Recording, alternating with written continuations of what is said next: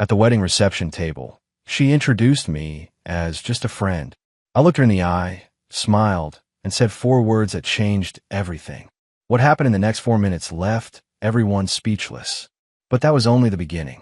Some mistakes cost you everything. My name's Kenneth Pierce. Friend call me Ken. I'm 45 years old, and until recently, I managed a manufacturing plant in Toledo, Ohio. Good job, profit-sharing deal that set me up nicely. I had a wife, Felicity, who ran an online craft business selling handmade stuff on Etsy. We'd been together 6 years, married for 4. She had 2 kids from a previous relationship, Connor, 14, and Emma, 11. I had my own son, Jake, 16, living with my ex-wife Caroline in Columbus. The thing about second marriages is you go in thinking you've learned from your mistakes. You're older, wiser, more careful. You watch for red flags. You communicate. You build together. Felicity and I bought a house in Maumee. Nothing fancy but solid. 3 bedrooms, decent yard, close to good schools for her kids. I helped her launch that Etsy store, spotted her $50,000 to buy the equipment, the embroidery machines, the bulk materials. She said it was a loan. I said it was an investment in our future.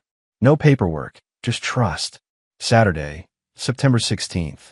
Her cousin's wedding at some boutique vineyard 2 hours south, near Sandusky. Beautiful place, all rolling hills and late summer sun. That golden light photographers go crazy for. Felicity spent the morning getting ready, hair appointment, makeup, the whole production. I ironed my navy suit, polished my shoes, played the part. We drove down together in her Honda, talking about nothing important. The weather, the playlist. Whether Connor needed new cleats for soccer. She seemed fine, happy even. Laughed at my jokes, touched my arm when I made a turn. No tension, no distance. Just us, heading to a family event like a regular couple. We pulled into the gravel lot around 3:30. The ceremony wasn't until 4, but Felicity wanted to help her cousin with some last-minute details. I grabbed the gift from the back seat, a silver picture frame we'd picked out together, and we walked toward the main building. Stone archways, ivy climbing the walls, white chairs arranged in perfect rows near a gazebo. The kind of place that charges extra just for existing. That's when I saw the reception table near the entrance. White linen, guest book, a woman with a clipboard and a smile that looked professionally installed. Mid-50s, pearls, the kind of coordinator who's seen it all and judges everyone. She looked up as we approached, pen ready. Names, please. Felicity Pierce, my wife said, signing the book with that looping handwriting of hers. The woman glanced at me, eyebrows raised in polite question. And who's this? I waited for Felicity to introduce me. Husband, partner, Kenneth, anything. Instead, she smiled that little party smile, the one you give strangers when you want to keep things light, and said, "Oh, he's just a friend. Just a friend." The words landed between us like a stone dropped in still water. I felt something shift in my chest, something cold and final.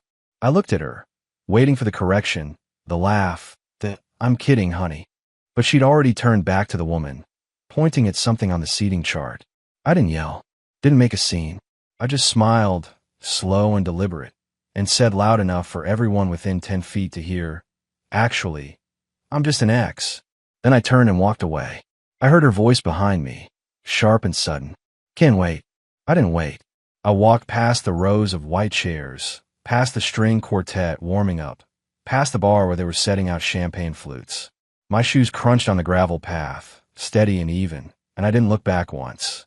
The parking lot felt like a football field, stretched out and endless. But I made it to my truck, the F-150 I'd driven separately because Felicity said we might need 2 cars for errands later in the weekend. Good thing I had it. I climbed in, started the engine, and pulled out onto the county road. My hands were steady on the wheel. My breathing was normal. I felt calm in a way that probably should have scared me, but didn't. It was the calm of a man who just watched the last piece of a puzzle fall into place and finally understood the whole picture. For minutes after I left, my phone started buzzing. Text after text. Felicity. Her mom. Her aunt. Someone named Pam. I didn't even know. I glanced at the screen at a red light. "Ken, please come back. It was a mistake. What's going on?" "Felicity's crying. This is embarrassing. Fix this." I turned the phone off and kept driving. What I didn't know, what I wouldn't find out until later that night, was that those 4 minutes had been enough. Enough for her mother to pull her aside and demand an explanation. Enough for guests to start whispering. Enough for someone to pull out their phone and realize the whole exchange had been caught on video, right there in the background of the videographer's opening shots. For minutes for the dominoes to start falling. And I was already halfway home. I made it home by 6:30. The house in Maumee felt different when I walked in, bigger somehow, emptier. I dropped my keys on the counter, loosened my tie, and poured myself 2 fingers of bourbon. Sat on the couch in my suit, staring at nothing. My phone was still off. I wasn't ready for the flood yet. Around 7, I powered it back on. 43 missed calls. 62 text messages. 3 voicemails.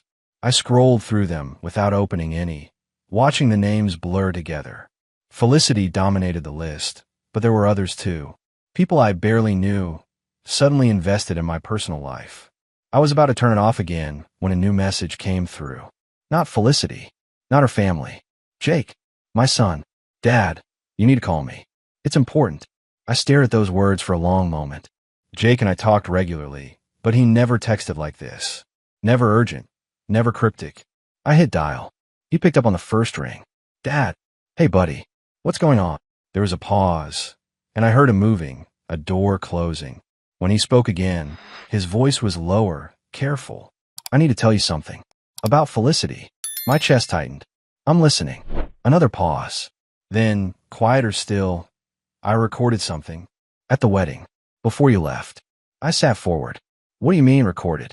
Jake exhaled, and I could picture him in his room in Columbus, trying to figure out how to say this. I wasn't invited to the wedding, right? But I was in Sandusky anyway, at Tyler's house for the weekend.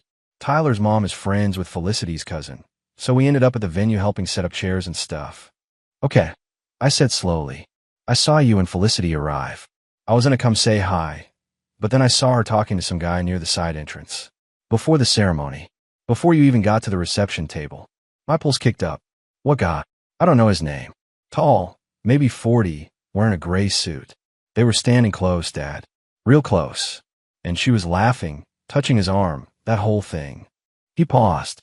So, I pulled out my phone and started recording. Just in case. In case of what? In case you needed to know. His voice was steady now, sure. I recorded for maybe 3 minutes. She kissed him, Dad. Right there behind the hedge wall. Not a peck. A real kiss. Then they talked for a bit, and he said something like, see you at the reception. And she laughed and said, act natural. Okay. I couldn't speak. The bourbon glass was cold in my hand. Jay kept going. I didn't know what to do with it. I almost deleted it. But then Tyler's mom told us what happened at the reception table, how you walked out, and everyone's freaking out. And I thought maybe you should see this. Send it to me. I said. You sure? Send it. 30 seconds later, my phone buzzed. I opened the video. There she was, my wife, in that dress I'd watched her zip up that morning, leaning into a man I'd never seen before. Their voices were faint but clear enough. The kiss lasted 4 seconds. When they pulled apart, she smoothed his lapel, said something I couldn't hear, and they both laughed. I watched it twice. Then I saved it to 3 different places. Dad, Jake's voice pulled me back. You okay? Yeah, I said, though I wasn't sure that was true. Thank you for telling me. What are you gonna do? I looked around the living room. The throw pillows Felicity had picked out. The coffee table I'd assembled. The life we'd built on assumptions and broken promises. I'm gonna fix this, I said. Legally. Sunday morning, I drove to Columbus. Caroline's law office sat in a restored brownstone near German Village, the kind of neighborhood where people paid extra for history. I'd been there exactly twice before, both times for paperwork related to Jake's custody arrangement. Walking through that door again felt strange, like stepping backward and forward at the same time. She was waiting in her office, blinds half drawn against the morning sun, coffee already going cold on her desk. Caroline looked the same as she had 3 years ago when we'd signed our divorce papers. Sharp eyes, no-nonsense haircut, the kind of woman who didn't waste time on pleasantries when there was work to do. Ken. She gestured to the chair across from her. Sit. Tell me everything. I did. The wedding, the introduction, the video Jake had sent me. I pulled out my phone and showed her the recording, watching her face stay perfectly neutral as Felicity kissed a stranger behind hedge wall. When it finished, Caroline leaned back in her chair and folded her arms. You're sure you want to do this? Once we start, there's no going back to normal. Normal's already gone, I said. I want to protect what's mine. She nodded slowly. Okay. First question. What assets are we talking about? I made a list the night before, couldn't sleep, so I'd written everything down on a legal pad at 2 a.m. The house in Maumee. Paid off. Worth about $320,000. The lake property near Put-in Bay, inherited from my uncle 4 years ago, currently valued around $475,000. My profit-sharing account from the plant, sitting at just over $200,000. And there's something else. Caroline raised an eyebrow. Go on. I've been moving money. Started about 18 months ago, after Felicity kept pushing to refinance the house and put both our names on the deed. Something fell off about how eager she was, so I opened an offshore account. Cayman Islands. Been transferring small amounts every month. Nothing big enough to trigger alerts. It's at about $190,000 now. Smart.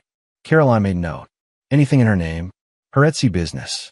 I loaned her $50,000 to start 3 years ago. No paperwork, just a handshake. She's been saying she'll pay me back, but it never happens. We'll get that back. With interest. Caroline tapped her pen against the desk. What about the house? Is her name on the deed? No. I bought it before we got married. She's been living there, but legally, it's mine. Good. The lake property. Same. Inherited property. Never added her name. I wasn't trying to be secretive, just never saw the need. Caroline smiled, thin and professional. You just made my job significantly easier. Here's what we're going to do. Tomorrow morning, I'm filing paperwork to establish a trust. Tilden Elm Holdings, LLC. Everything you own goes into it. The house, the lake, the profit sharing, all of it. You'll be the sole beneficiary and controller.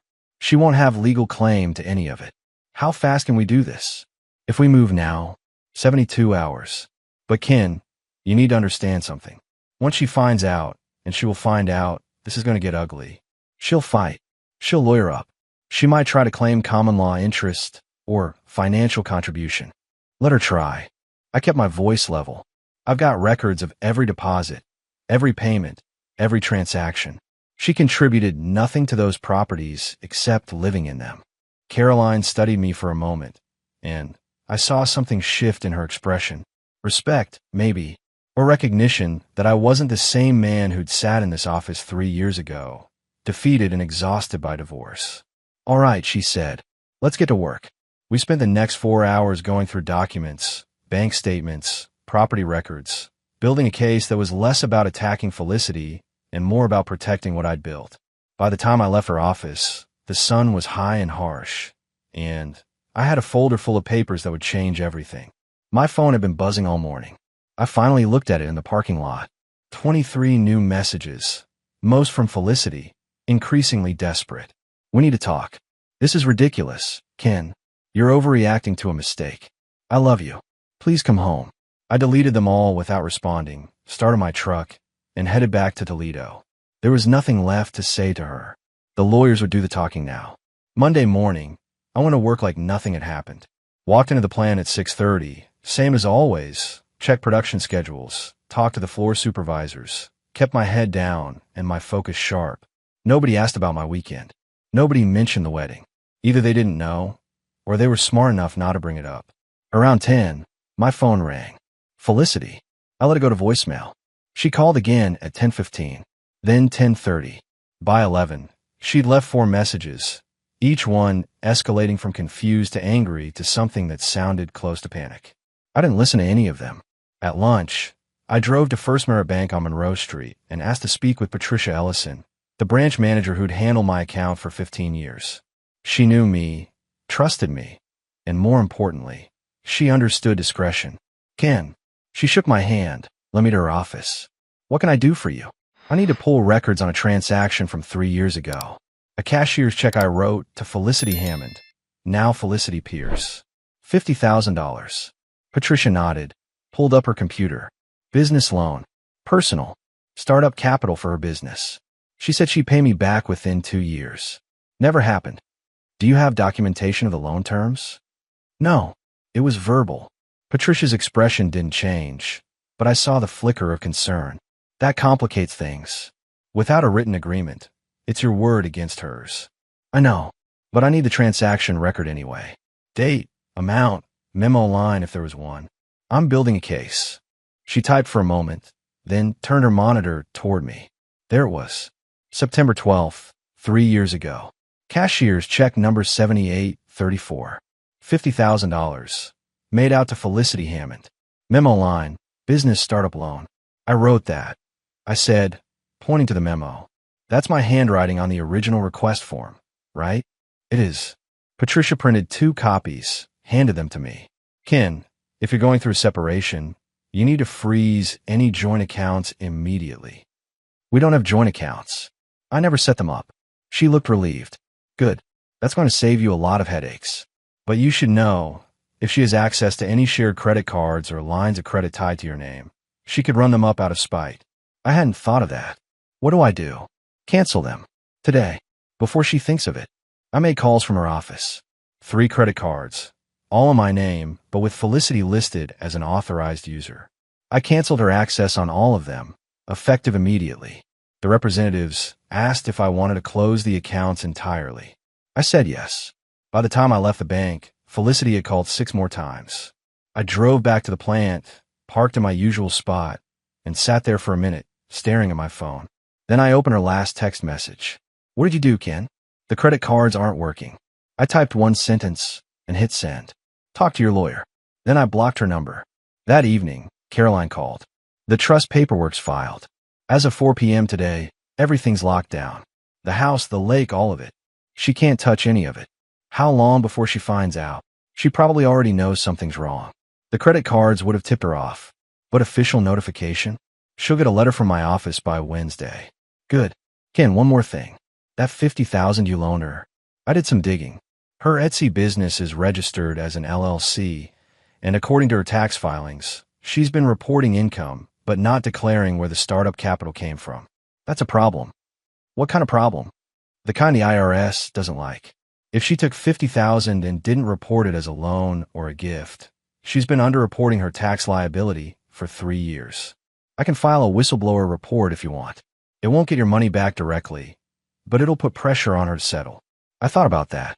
The image of Felicity kissing that man behind the hedge, the casual way she'd erase me at the reception table, the $50,000 I'd given her in good faith. Do it, I said. Wednesday evening, I was in the kitchen reheating leftover Chinese food when my phone rang. Unknown number, Toledo, area code. I almost didn't answer, figured it was another one of Felicity's attempts to get through, but something made me pick up. Hello. Ken. A small voice, tentative. It's Emma, Felicity's daughter, 11 years old, sweet kid who loves science projects and asked me to help with her math homework every Tuesday. My chest tightened. Hey, Emma. You okay? I'm at my friend Bethany's house. She paused, and I heard voices in the background, someone telling her to hurry up. I needed to tell you something. About my mom. I set down my fork, moved to the living room. What about her? She's been seeing someone. A man named Rick. He came to our house a bunch of times when you weren't there. Like after school sometimes, or on Saturdays when you were at the plant doing inventory. Rick. Not the man from Jake's video, but another name entirely. My jaw clenched. How long has this been going on? I don't know. Maybe 6 months. Connor knows too. He thinks it's cool because Rick has a motorcycle and takes him for rides. Her voice dropped even lower. But I don't like him, Ken. He's mean to Mom sometimes. I heard them arguing last week about money. What did they say? Rick said Mom owed him something. She said she was working on it. Then he said something about our deal, and she got really quiet. Our deal. I felt something cold settle in my stomach. Emma, where's your mom right now?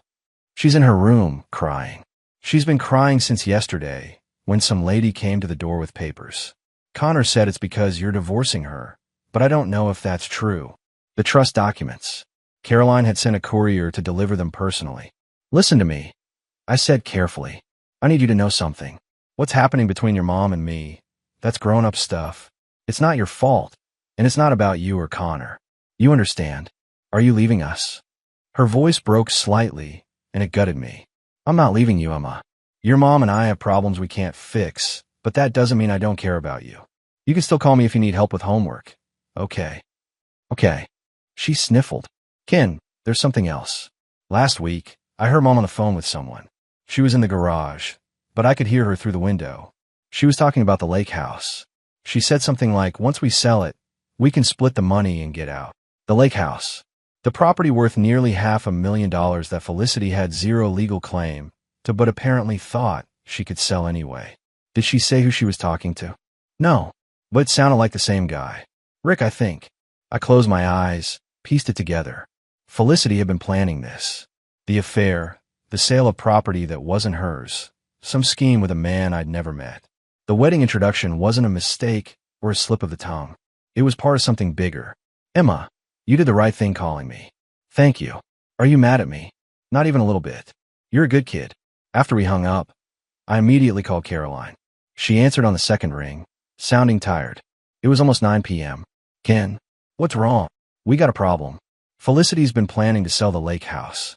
She's got a boyfriend, a guy named Rick, and they've been discussing splitting the money. Caroline was quiet for a moment. That's attempted fraud. If she tried to forge your signature or sell property she doesn't own, that's criminal. What do I do? First, I'm calling the county recorder's office first thing tomorrow morning. We're putting a lien on that property, so it can't be sold without your explicit written consent.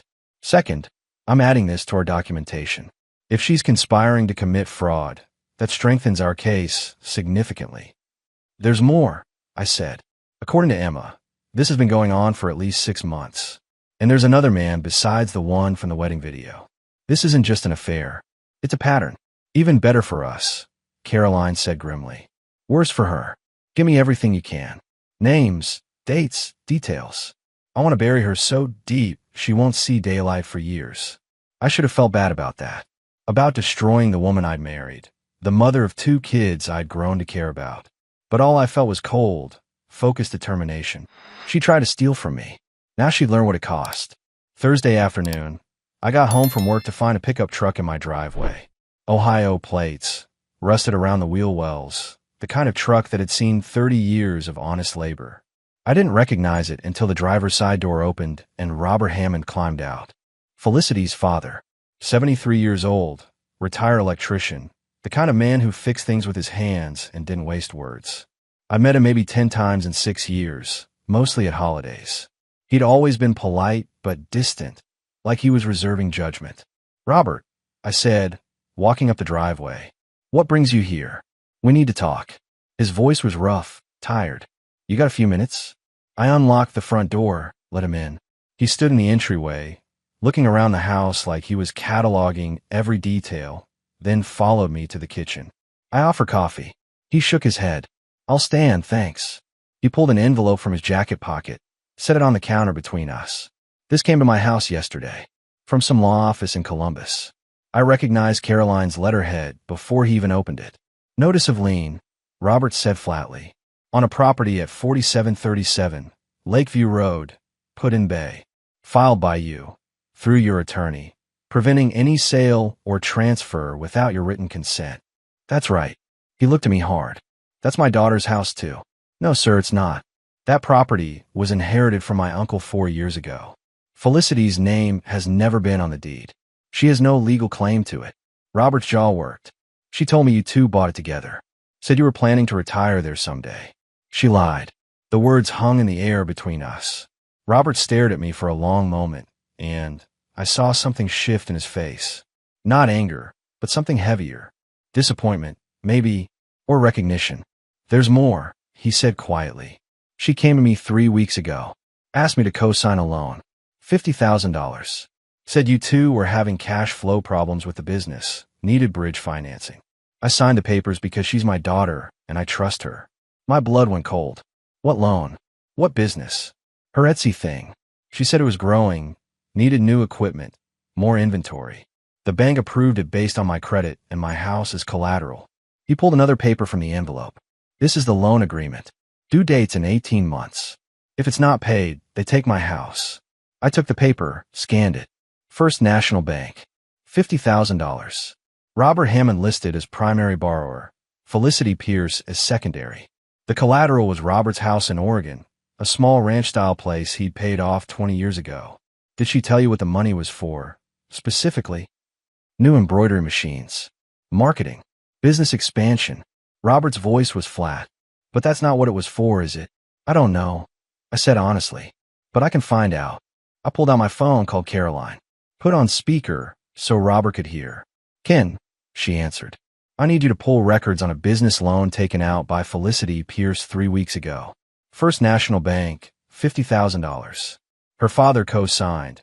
His house is collateral. Caroline was quiet for a beat. Give me an hour. While we waited, Robert sat at my kitchen table, looking smaller than I'd ever seen him. She's my only daughter, he said after a while. Her mother died when Felicity was 16. I raised her alone, worked double shifts to put her through community college. I thought I did right by her. This isn't your fault, isn't it? He looked at me. Maybe I let her get away with too much. Made excuses when she messed up. Her first marriage, the way that ended, I blamed the guy. Told myself Felicity deserved better. Now I'm wondering if I saw what I wanted to see. My phone rang. Caroline, you're not going to like this, she said. The loan was approved 2 weeks ago. The money was disbursed last Thursday. I pulled her business account records, public filings. None of that money went into her business. It's gone. Gone where? Withdrawn in cash. $10,000 on Friday, another 10 on Monday, the rest yesterday. All from different ATMs around Toledo and Sandusky. Robert's face went gray. There's more, Caroline continued. I did some checking. Rick Dalton, 42, lives in Perrysburg. He's got a history. Fraud charges in Michigan 5 years ago. Settled out of court. Currently unemployed. And Ken? He's been posting on social media about a big score coming soon. Posted a picture yesterday of a motorcycle he just bought. Brand new Harley. $15,000. I looked at Robert. His hand was shaking. She gave him my money, he said quietly. My house. She gave it to some guy on a motorcycle. We're getting it back, I said. All of it. Caroline's voice came through the speaker, hard and certain. I'm filing fraud charges tomorrow. Criminal and civil. Robert, you'll need to file a police report as well. Identity theft, fraudulent misrepresentation, the works. Robert stood slowly, looking around my kitchen one more time. Then he looked at me. I'll testify against her. Whatever you need. She doesn't get to destroy people and walk away. After he left, I stood in the driveway watching his taillights disappear down the street, and I felt something I hadn't felt since Saturday at that vineyard. Not anger, not betrayal, just cold, absolute certainty that Felicity had finally pushed too far, and the walls were closing in. The video hit Reddit on Friday morning. I didn't see it until my plant supervisor, Mike, knocked on my office door around 10 with his phone in his hand and an expression I couldn't quite read.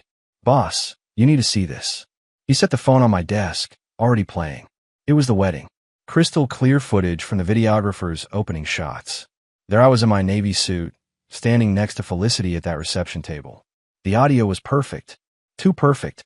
And who's this? The coordinator asked. Felicity's voice, light and dismissive. Oh, he's just a friend. Then my response, calm as a winter lake. Actually, I'm just an ex. The video cut to my back as I walked away, and someone off-camera gasped. Then it ended. The comment section was a war zone. 3,000 upvotes in 4 hours. Awards stacked up like poker chips. Savage exit of the year. Read the top comment with 800 upvotes. Below that, you can see the moment she realizes she fumbled the bag. Another. My man didn't yell, didn't argue, just walked. That's power. Mike cleared his throat. It's got 6 million views, Ken. And it's spreading. I watched it again. Something about seeing it from the outside, from the world's perspective, made it real in a way it hadn't been before. This wasn't just my private humiliation. It was public record now. Who posted it? I asked. Some account called Wedding Fails. They aggregated it from the videographer's Instagram story. It's on Twitter too. TikTok. Everywhere. My phone started buzzing. Text from my brother in Michigan. Another from a cousin I hadn't talked to in years. 3 former colleagues. Everyone wanted to know if that was really me. I turned off my phone and looked at Mike. Does everyone here know? Probably. But nobody's going to say anything to your face. We're not idiots. That evening, Caroline called. The video's actually helping us. Public sentiment is overwhelmingly on your side. If this goes to court, and it might, that matters. Jury selection, settlement negotiations, all of it. Felicity looks bad, and she knows it. Has she contacted you? Her lawyer called an hour ago. They want to negotiate. Tell them no. Caroline paused. Ken, they're offering to walk away clean. No claims, no demands. She just wants out. And Robert's house, the $50,000 she stole from him, the money she owes me, she walks away from all that too. That's separate. Criminal charges are already filed.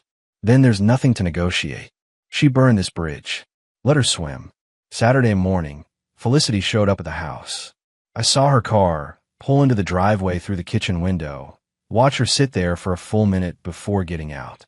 She looked smaller than I remembered, worn down in a way that should have made me feel something. It didn't. I opened the door before she could knock. Ken, please. We need to talk. Her voice was rough, like she'd been crying for days. No, we don't. Your lawyer can talk to mine. I made a mistake at the wedding. I panicked.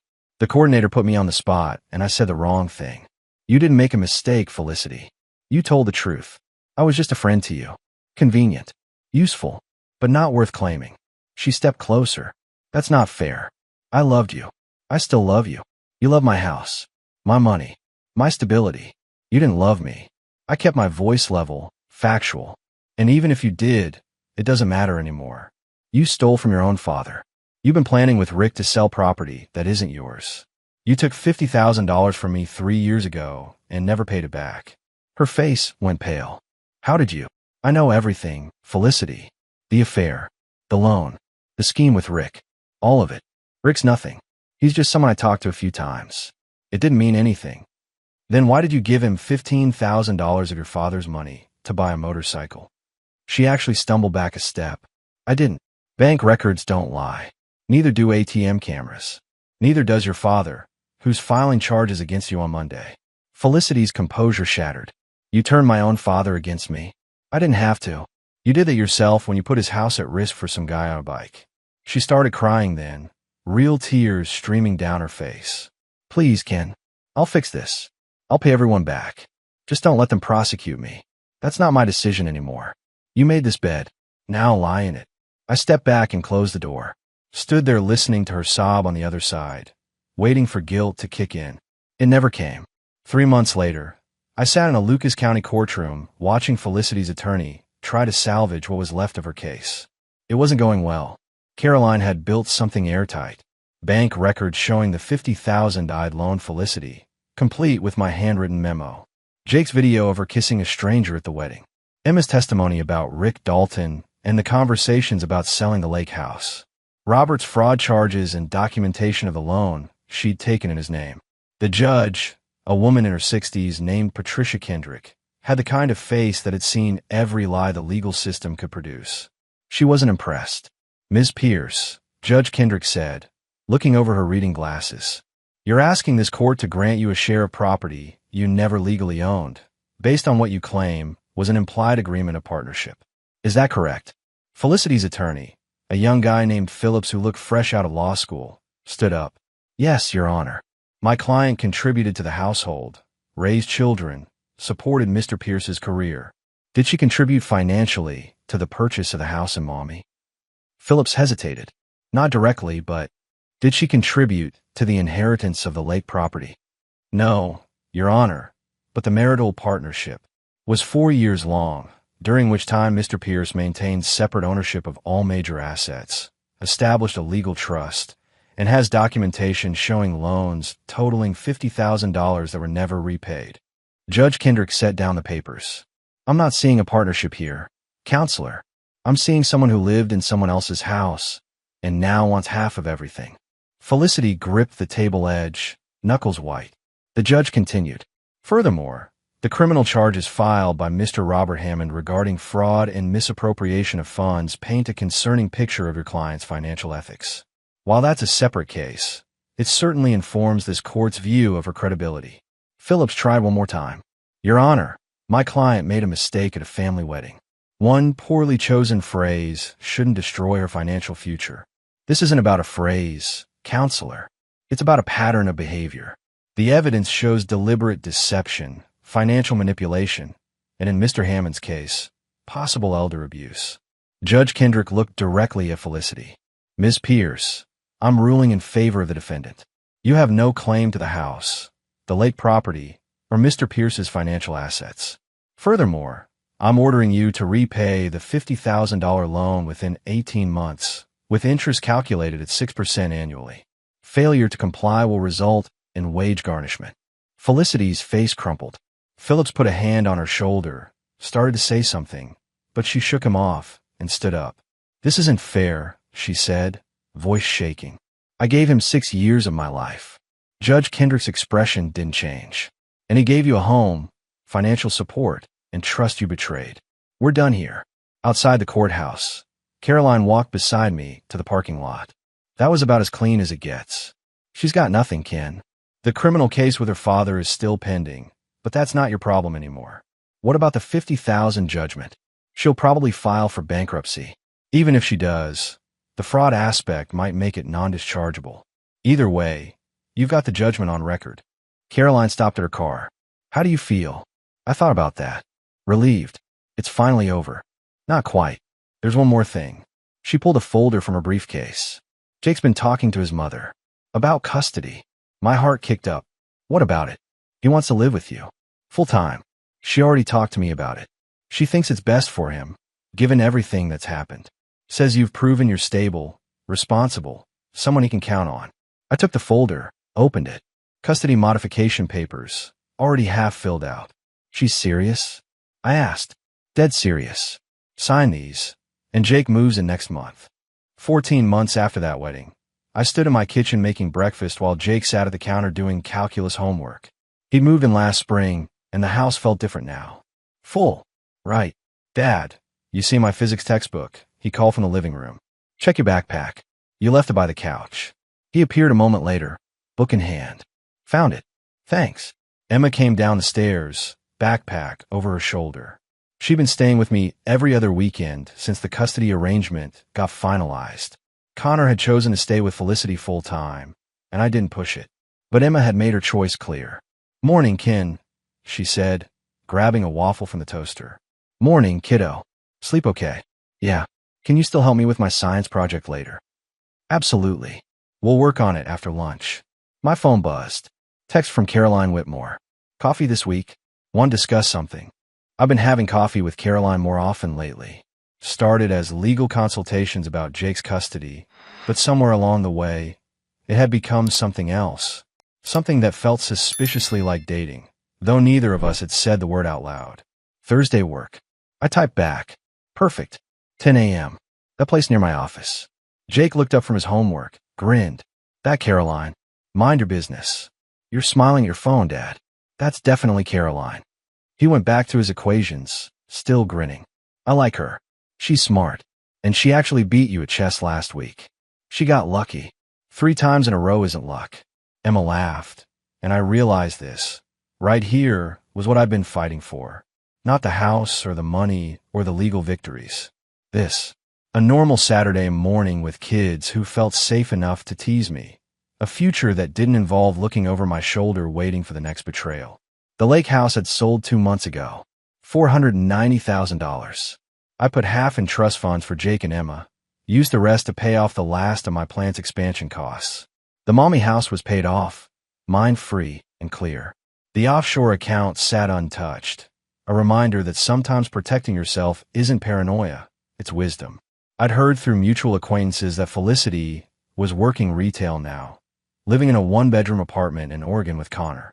Robert had gotten a judgment against her in the fraud case. She'd filed for bankruptcy, but the judge had ruled the debt non-dischargeable due to fraud. She'd be paying it back for years. I should have felt satisfaction about that. Maybe even vindication. But mostly I just felt nothing. She was a chapter that had closed, and I'd moved on to better things. Jake closed his textbook. Dad, I've been thinking. Maybe this summer, we could drive up to Mackinac Island. Just the 3 of us. Make it a thing. The 3 of us. You, me, and Emma. If that's okay. I looked at Emma. She nodded enthusiastically. Yeah, I said. Let's make it a thing. That afternoon, Caroline came by to pick up some documents Jake needed for school. She stayed for coffee, then dinner. Then we sat on the porch watching the sun go down while the kids did homework inside. You're different than you were a year ago, she said quietly. Lighter somehow. I got rid of dead weight. She smiled. Good metaphor. It's the truth. I spent 6 years carrying someone who was planning to drop me the whole time. Now I'm not. Feels good. Caroline reached over, took my hand. For the record, I'm glad Jake wanted to live with you. Not just because it's good for him, though it is, but because it means I get to see more of you. I squeeze her hand. That a professional opinion? Counselor? Completely personal. We sat there as the sky turned purple and gold, and I thought about how far I'd come from that vineyard reception table. From a man who'd smiled and said, just an ex, and walked away not knowing what came next. I knew now. It was this. Second chances. Better choices. A life built on honesty instead of assumptions.